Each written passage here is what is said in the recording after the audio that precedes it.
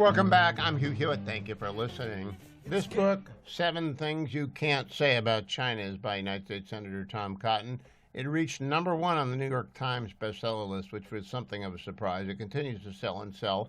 If you have not yet purchased 7 Things You Can't Say About China, you ought to. Senator Cotton joins me now. Senator, are you surprised by the success of your book?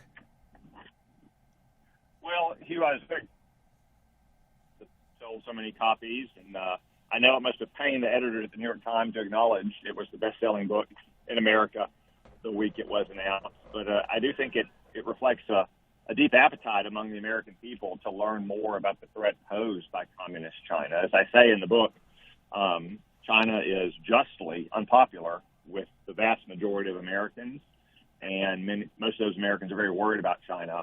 But if anything, it's actually much worse. The threat is pervasive. It's present today. It's not remote in the future. And it is something that affects your everyday life in America, not just, something that might affect our strategic position in the world years from now. When I talk to guests, I bring up the gray zone activities. China keeps flooding the waters around Taiwan with enormous ships, lots of overflights, lots of threatening gestures as a means of softening them up. Is that all it is, Senator, or do you think they might actually pull the go gun? I don't think we can ever take that for granted, Hugh. I know that Taiwan, and for that matter, Japan, does not either. That's why the increasing number of recent years of naval and air patrols by Communist China in Taiwan's airspace and its waters, just like in Japan's Southwest Islands, are so deeply troubling. It gives the People Liberation Army's Air Force and Navy more opportunities to train for the operation in which they might go for the jugular in Taiwan. It puts severe stress on Taiwan and Japan's military, both their equipment and their people. In times when you might be, say, doing operations or maintenance or training, or just giving your troops a break, they have to scramble to intercept those Chinese aircraft and ships. And I think it also can't help but to lead to a bit of a sense of complacency and dull the acuity of the antennae of everyone who's involved. If it's the 2000th time that China enters into Taiwan airspace and nothing happens, or on the 2001st time, maybe that's not a training exercise. Maybe that's actually the initial attack force. So I think that we have serious reason to be very concerned about all of these incursions. Senator Rubio was my guest last week, now Secretary Rubio, and he said the story of the 21st century will be the story of the U.S.-China relationship. I'm sure you agree with that, but do you think the administration is prepared to roll out to increase our deterrence at max speed?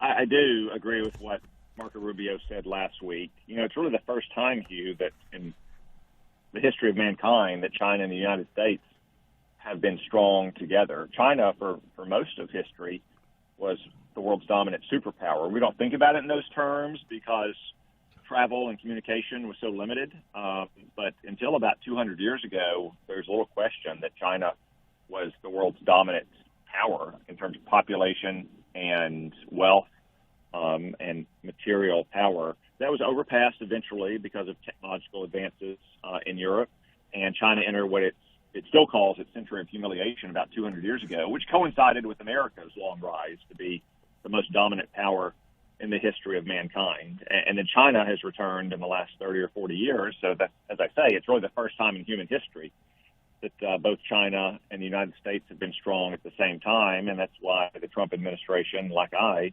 are very, very focused on trying to rebuild deterrence as promptly as possible. Some of that is political, but some of it is material and military as well. I think a successful China policy 4 years from now would be Donald Trump handing the reins to the next guy without having had any conflict over Taiwan, with the peaceful status quo remaining in place, and with our military and Taiwan's military being much stronger and much more capable of deterring or, if necessary, winning that conflict in the future. Yeah, we can only hope. Now, I had Major General Mel Spees on to open the program, retired United States Marine Corps.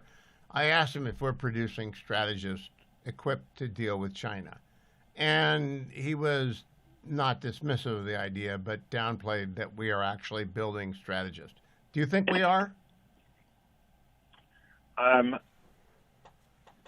some extent, Hugh. I mean, I think there's a lot of people that appreciate the risk that China poses. It is, as I said, somewhat of a novel situation, and I don't think you can draw easy historic analogies.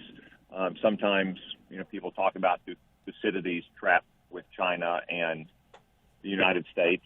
I think that is misplaced in some regard. Or they talk about Richard Nixon going to China and splitting it off from the Soviet Union. As you recall, Hugh, that split had already substantially occurred. Yep. I mean, there had been exchanges of fire across the Russian and Chinese border, and Mao once fled Beijing because he thought Russia might nuke him.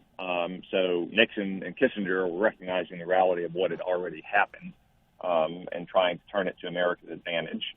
But there's no doubt there are many people that recognize China is the most serious threat we face, and they are taking steps to try to counteract that threat.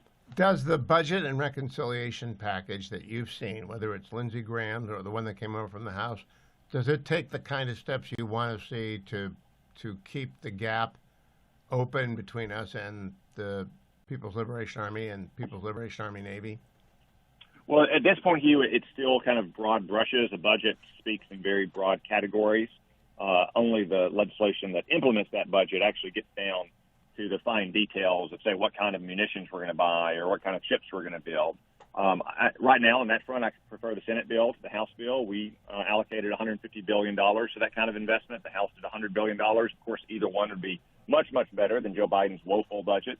But we'll see where things shake out. I'm confident that whatever budget reconciliation bill we pass is going to take the steps necessary to help our military get ready to counteract the China threat. A last question, Senator. For the first quarter, everyone told me that budget reconciliation package, one bill or two bill, you would have a plan and you would have an agreement by Easter.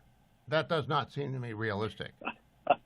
Well, Hugh, I want to say that I was not part of everybody. I suspected it might take longer than many people were predicting. I mean, that's one reason why the Senate wanted to pass a budget that focused on the border, on defense, and on energy production, because we know the tax code can be very hard. It's painstaking to reform. It implicates a lot of interest, and those are not always just partisan. Those can be regional as well.